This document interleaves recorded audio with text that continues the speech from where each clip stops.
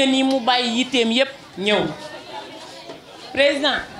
loolu amuñu sa fay docteur amul sa fay yal na la yàlla fay Olof Njaay nee na montre yu baax yi ñoo bokk heure moo tax ñoom ñaar ñuy dem lente ndax ku ne xam na ni ñoom Cees moo leen ñor takkuñu yenn ndombay tànk yi waaye li ñu am mu néew mu bari ñi ngi koy bokk ak doomu aadama yi docteur da daan wax chaque fois man Ablaye Dieye dama koy gis ci sama bopp ndax ñoo bokk ay gis-gis ak ay taxawaay ndax dafa nekk ku social ku am yërmande ci doomu aadama foo ko fekk mi ngi ci jigéen ñi mi ngi ci ndaw ñi loo xam ne nag wax dëgg yàlla nit ñi dañ cee teg seen bët lu ne fang kenn du ko jeex dëgg bu jotee dañ koy wax ñu mel ni ndaw ñi lañu soxla bañ kenn di ñu tànnal kenn di ñu tegal fenn ndax nag lii ñuy def ba ñu teg leen fii ñu teg wala cër yi ñu am ñoom ñoo ko fi liggéey ñu mel ni docteur Sarr ak sëñ Ablaye Dieye mi toog donc ñi ngi rafetlu bu baax a baax sa déplacement président wax dëgg yàlla sóoruñu ko woon dañu foogoon ni rek délégation nga yabal mais xam nañu fonk gi nga fonk docteur Sarr moo tax nga déplacé wu nii ànd ak sa forte délégation te taa Marème jiite ko donc sëñ monsieur Dieye ñi ngi lay sant ñi ngi lay gërëm sigil nga ñu nag comme ni nga tuddee sigi jot na sigil nga docteur Sarr waaye sigil nga ku jara sigil docteur Sarr ku am ngor la ku am jom ku bëgg lu baax ku am visionnaire ku xam fa mu jëm ngeen bokk ko yéen ñaar da ngeen a bokk même vision ci Thiès Thiès rek moo leen ñor ku nekk li nga amoon su leen neexoon mënoon ngeen koy yemale seen bokk ak seen bopp waaye dogal na leen yéen a ngi bokk ak askan bi donc ñoo ngi lay sant bu baax président di la dalal bu baax wax dëgg yàlla fekkoon na ñu doon jëkkati sax jotaay bi mais kii bi ma wooyee ne ma ñëwee na ngi ñëw ma ne dimbale leen ma rek ñu toog ñu yëkkati ndax président kilifa la wax dëgg yàlla temps mayu ko sax yéen nii ba muy mën a déplacé wu di wuy si docteur Sarr donc ñi ngi lay sant bu baax di la gërëm bu baax ci soxna Bade Aw mi nga xam ne moom la ñu wuy si woon fii ci randu leen mu doon jigéen ju baax jigéen ju mën góor jigéen lu jàmbaar donc ñi ngi lay sant di la gërëm vraiment kontaan nañu docteur Sarr kontaan na lii moom bu ko yëgee tey xolam dina sedd lool ndax mënoon ngaa yabale rek délégation mais nga déplacé wu yàlla mi am sa fay yàlla na la yàlla fay. Djibi Sarr docteur Sarr ñu ngi la ciy sant di la ci gërëm ku santul yàlla doo sant nit man li ma wax gis nga yàlla mooy jox cër doomu aadama ba pare nag tegal ko ci ne ko boo nekkee ci say biiri moroom boo jéemee wane ni yow yaa fa sut yàlla nee na may xëcc jubb bi wàcce la ni won la ni yow doo dara boo nekkee ci say biiri moroom nga wàcce fa sa bopp yàlla nee na may jël jubb bi ci digg bopp bi xëcc la ba nga kawe kon président Ablaye ni nga wàccee sa bopp yàlla na la yàlla yëkkatee noonu ki nga fekk ci docteur Sarr damay répéter waat encore li nga xamante ni moom laa waxoon parce que je suis avec ma sœur l'honorable député Ndeye Aïda Fall bokk ci Malick Gakou mu nekk responsable départemental moi je suis le responsable départemental du grand parti dans Thiès mais je me suis dit avec docteur Sarr en toute sincérité je ne rivaliserai jamais avec lui parce que c'est mon frère. Jamais de la vie je ne le ferai. Je suis né cheminot. Je suis au chemin de fer depuis 36 ans. Je suis le responsable du personnel de conduite et d'accompagnement du Sénégal. J'étais conducteur de train. Après mon accident de train, je suis revenu à la direction générale comme conseiller technique du directeur général des chemins de fer. Donc, du mbir moo xamante ni mbir bu ndaw la. Quand Malick Gakou m'a consulté pour me dire que je voudrais que tu sois notre candidat ici à la commune de Thiès-Ouest, j'ai dit que président Malick Gakou du yow yaa may tànnal ci commune Thiès-Ouest élection locale lan laay nekk wala kan laay àndal bu doon députation wala présidentielle maa ngi ci sa ginnaaw foo ma joxoñ foofu laa joxoñ mais fii nag man maay ubbi sama bët xool ñi nga xamante ni ñoo ma doy ma ànd ak ñoom ci ànd ak ñoom boobu man ma ne man mënumaa juddandoo ak docteur Sarr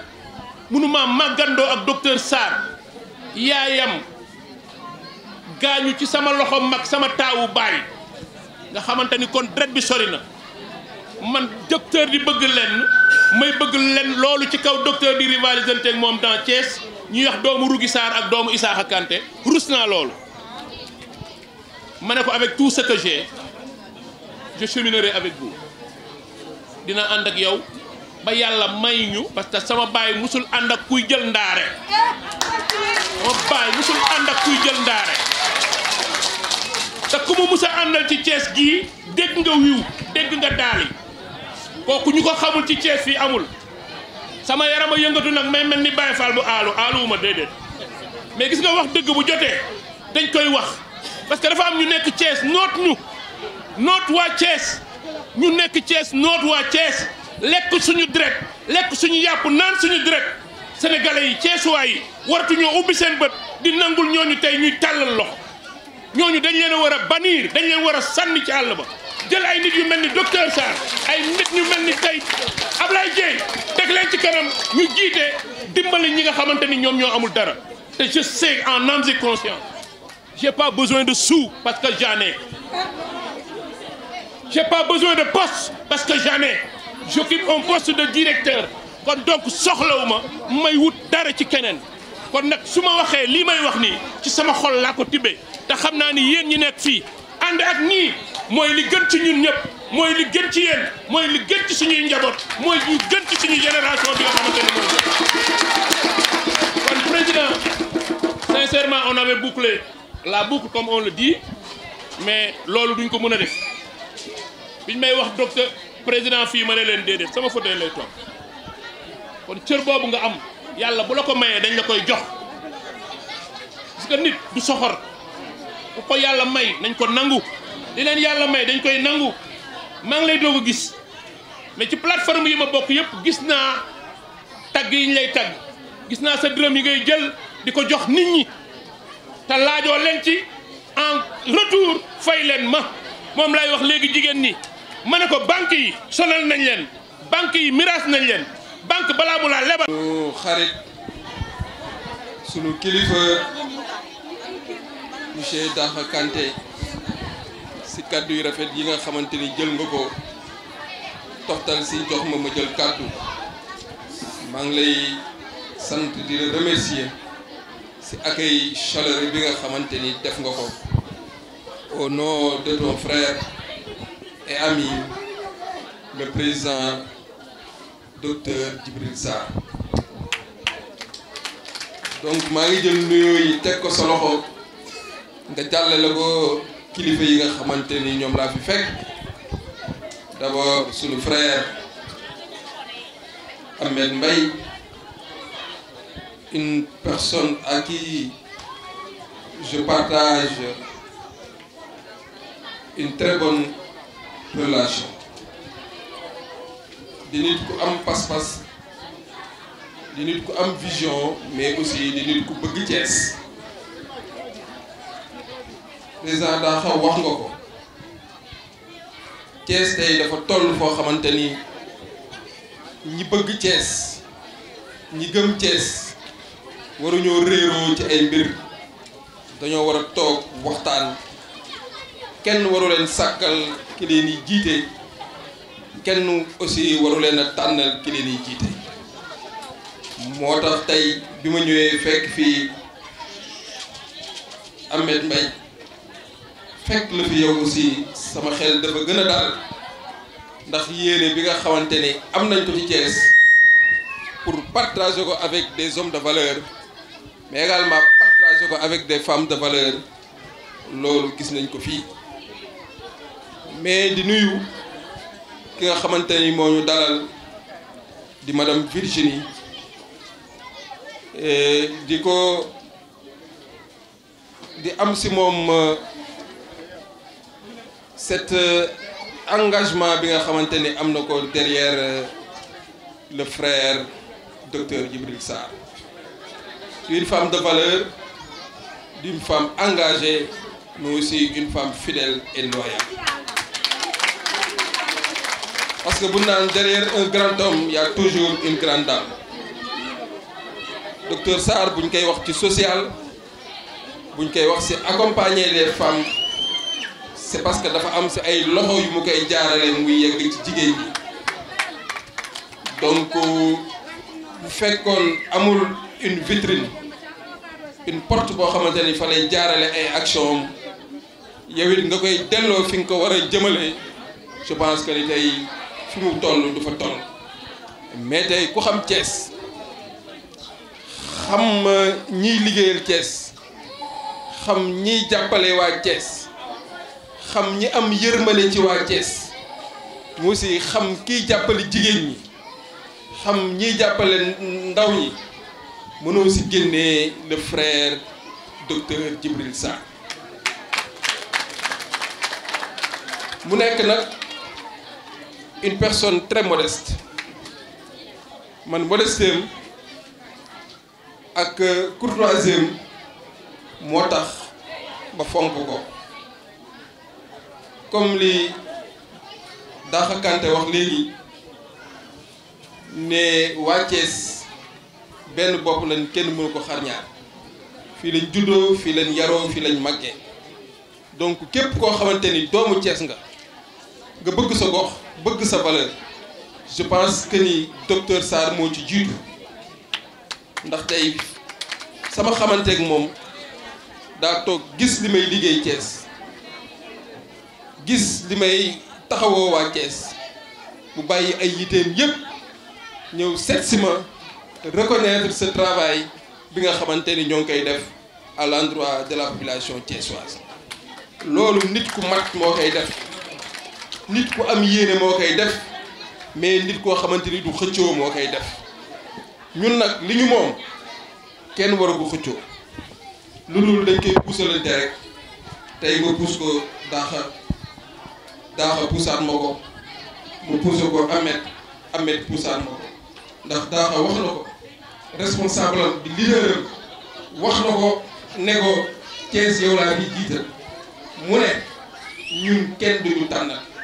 ñu ñooy xool ki ñu doy ma ànd ak moom, liggéey ak moom. je pense que ni loolu générosité rek moo ko mën a may nit, mais aussi reconnaître liggéey bi nga xamante ni nit ki moo koy def. ndax ku nekk nag am na foo mëne, mais également ku nekk am nga ay limites. mais un vrai homme, nit ku am grandeur, da ngay reconnaître aussi liggéey bi nga xamante ni sa morom mu ngi koy liggéey. je pense que en toute modestie, en toute simplicité, ñun ñëpp war nañoo mën a d'accord ni docteur Sarr est l'homme qu'il faut pour la commune de Thiès. ndax moo ko liggéey, ndax tey li mu def fii wane na ni kii jigéen ñi ñoo ko ñor. ñëw renouveler son engagement envers les femmes,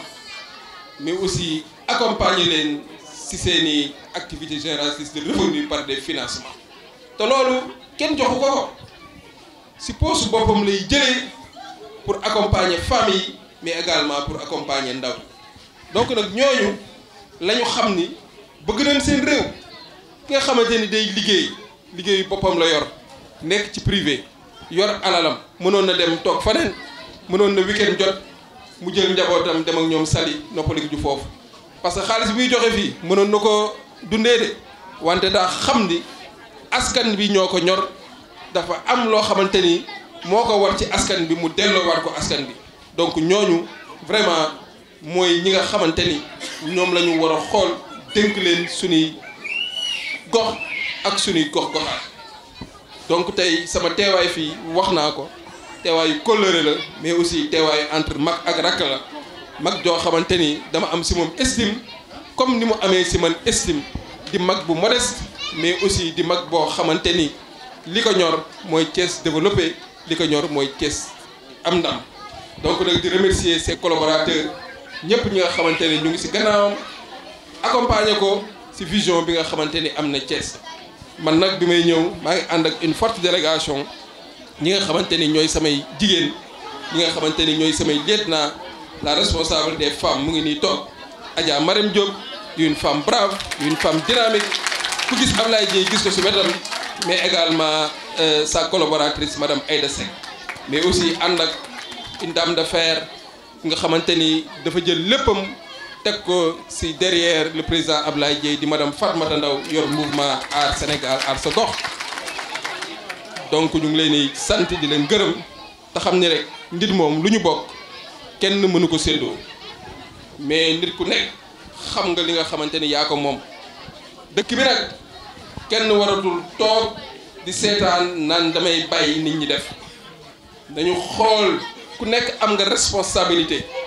parce que dañoo seetaan noonu nag yàgg nañoo seetaan bàyyi jox suñuy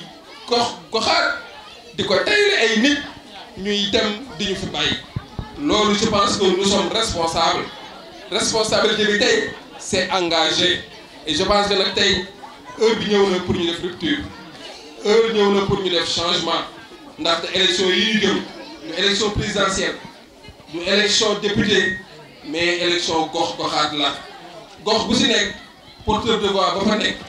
nit ka fa mu nekk di dimbali gox bi te deful politique na génn ñëw jàpp ci liggéey bi ndaxte élection yi du élection politique élection defar suñu gox la defar suñu gox-goxaat donc ñu ngi ñaan waa Thiès ñëpp ñi nga xamante ne ay personnes crédibles lañ ñu si mel ni Daxa Kanté ñu ngi mel ni Amal Mbaye ñu gën a renforcer dem gisi nit ñi waxtaan ak ñoom ñu mën a taxaw nag boole Thiès waay bu leen xeeb kenn ba amul parti amul mouvement amul association amul société civile amul personne de bonne volonté bu nekk si gox yi nañu seeti ñëpp parce que benn but la ñu am mooy créer un changement pour un Thiès meilleur mais également pour un Thiès prospère maa ngi sant ñëpp di gërëm ñëpp.